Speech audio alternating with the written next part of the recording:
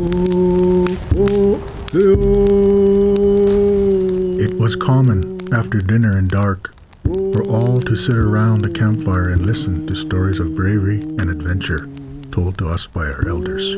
No matter how many times the children had heard the stories, the anticipation of characters and the way the story was told captivated the audience with intrigue, mystery, and glee. This is one of those stories. Here is an island in Vancouver's Cole Harbour, and once was a scene of bloody battle. This is where the fireflower grows, and where 200 warriors fell. The Island of the Dead, or Deadman's Island. The Squamish name is Squatsats, meaning simply the Island of Dead Men. Have you ever been on it? I once prowled the length of it and nearly got lost more than once. Yes, it's pretty wild. Not much good for anything. People seem to think it valuable. There's a lot of litigation and fighting going on about it. Yeah, it's always been. Always a fight over that place. Hundreds of years ago they fought over it, our people. They say hundreds of years to come, everyone will still fight over it. Never settled that place, who it belongs to, who has right to it. Deadman's Island always means a fight for someone. So people fought amongst themselves over it? Fought like lynx at close quarters. Fought, killed each other until the island ran with blood and the seawater was stained red. It was then, my people say, that the fireflower was first seen growing along this coast. Is it a beautiful color, this fireflower? It should be. A fine color, for it was born and grew from the hearts and blood of those very fine people. I have seldom looked upon anything more peaceful. We have no such men now, no fighters like those men, no hearts, no courage like theirs. But I'll tell you the story. Now, just peace. Even dead man's spirit does not fight now. But a long time after it happened, those spirits fought. And the legend? Oh, yes, we call it Squatsas, the legend of the Island of Dead Men.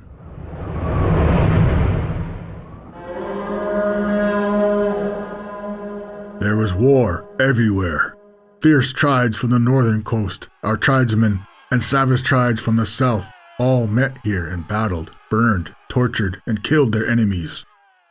The forests smoked with campfires, the narrows were choked with war canoes, and the Creator, he who was a man of peace, turned his face away from his native children. About this island there was dispute and contention. The spirit men from the north claimed it as their chanting grounds. The men from the south laid equal claim to it. Each wanted it as their stronghold of their witchcraft, their magic, using everything in their powers to drive their opponents away. The men of the north made their camp on the northern rim of the island. Those from the south settled along the southern edge. All factions danced, chanted, burned their magic powders, built their magic fires, but neither would give way, and yet neither conquered. About the island, on the waters, on the mainlands, raged the warfare of the respective tribes. Oh, the Creator had forgotten his native children.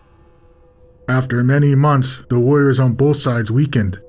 They said that the actions of their rival spirit men were bewitching them, making their hearts like children's and their arms as women's.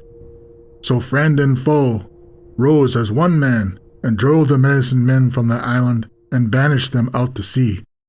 Then the tribes once more fell upon each other in battle. The warrior blood of the north will always conquer.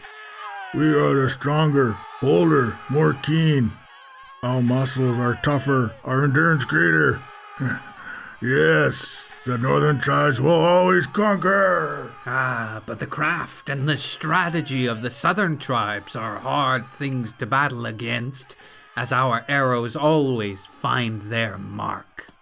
While those of the north followed the medicine men farther out to sea to make sure of their banishment, those from the south returned under cover of night and seized the women, children, and old.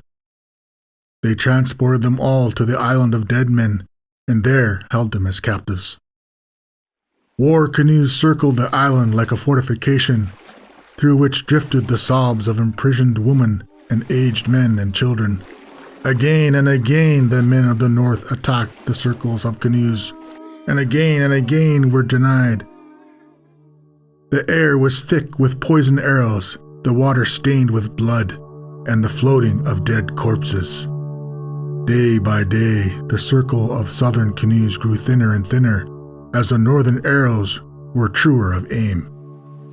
Canoes drifted everywhere, empty, or worse still, manned by dead men.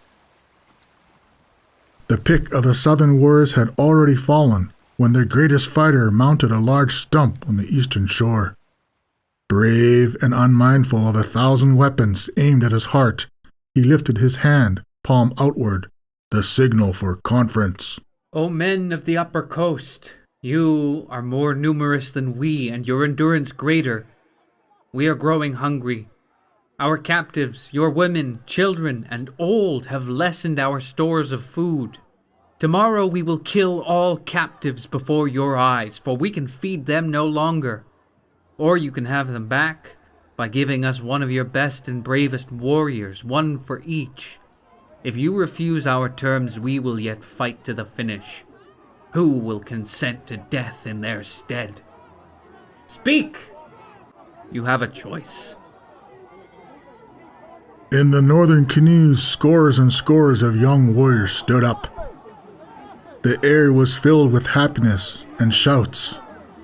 The whole world seemed to ring with the voices of these young men, who called out loudly and courageously the challenge of death.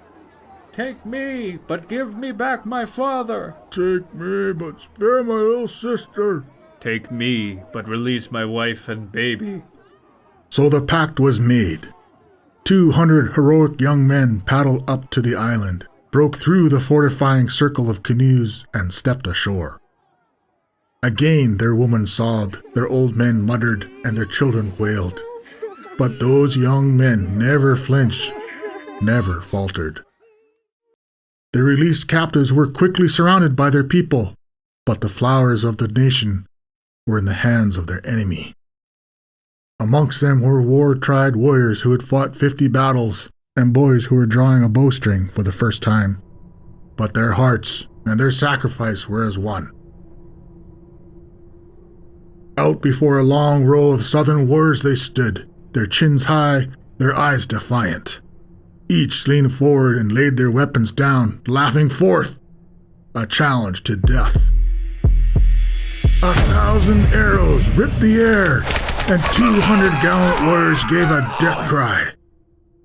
Then 200 fearless hearts ceased.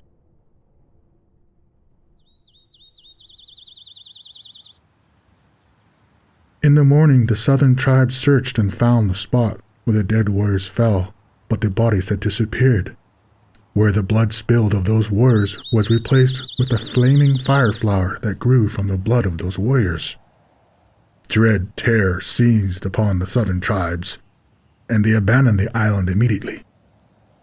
When night fell, they manned their canoes and slipped quietly through the narrows, turned their bows southward, never to be seen again.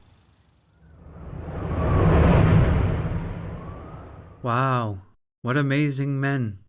Yes, men. The white people call it Deadman's Island. That is their way. But the Squamish, we call it Squatsats, meaning the island of dead men. One thing about Deadman's Island is certain. Its name, once marked by cedar box graves and simple headboards. Its graves, none of which are visible today, contain indigenous, early pioneers, suicides, infants, smallpox deaths, Canadian Pacific Railway construction casualties, and people killed in the Great Fire of Vancouver, among others.